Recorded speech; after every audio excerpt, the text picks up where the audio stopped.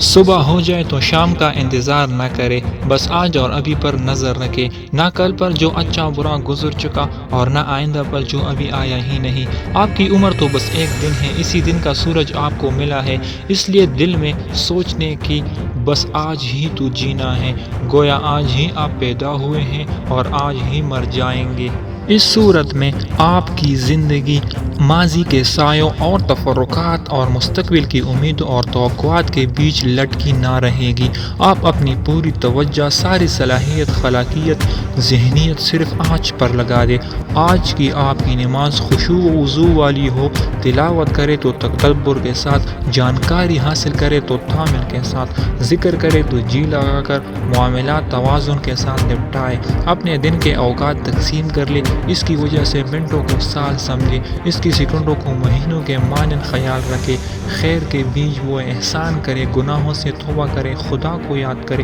اور سامان سفر تیار کرتے رہے۔ اس طور پر آپ کا دن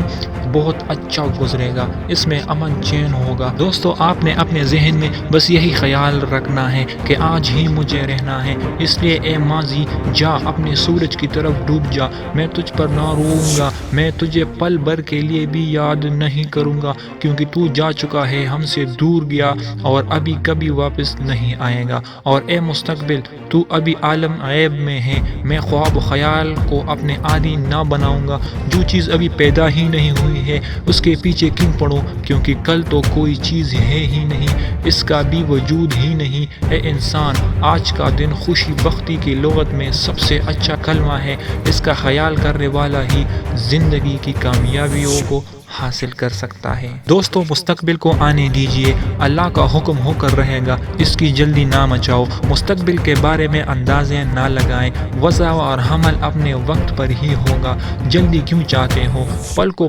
پلکنے سے پہلے کیوں توڑنا چاہتے ہو، کل آپ جو بھی تھے بس وہ گزر چکا ہے، جس کا ابھی نہ وجود ہے، نہ کوئی مزہ، نہ رنگ، تو ہم اس کے مصائب، آرزو و توقعات، امکانی حوادث و واقعات کے بارے میں سوچ کر اپنے آپ کو ہلکان کیوں کریں، جبکہ ابھی ہمیں معلوم ہی نہیں کہ وہ آئے گا یا نہیں، وہ خوش کن ہوگا یا نہیں، اہم یہ ہے کہ وہ ابھی عالم غیب میں ہے، عالم وجود میں آیا ہی نہیں، تو ہم پہلے ہی سے اس کو پانے کی کوشش کیوں کریں، جبکہ ممکن ہے کہ ہم اس تک پہنچے یا نہ پہنچے۔ مستقبل کے بارے میں ذہنی لڑائی لڑنا غیب کی کتاب کھول کر اس میں متوقع پریشانیوں پر آ کر شرغن اس لیے ناپسندیدہ ہے کہ وہ خواہشات کا لامتناہی سلسلہ ہے، وہ عقلاً اس لیے مضمون ہے کہ وہ سایہ سے کشتی لڑنا ہے۔ بہت سے لوگ دنیا کے مستقبل کو تاریک، بھوک، پیاس، بیماریوں اور مصیبت سے بھرا سمجھتے ہیں،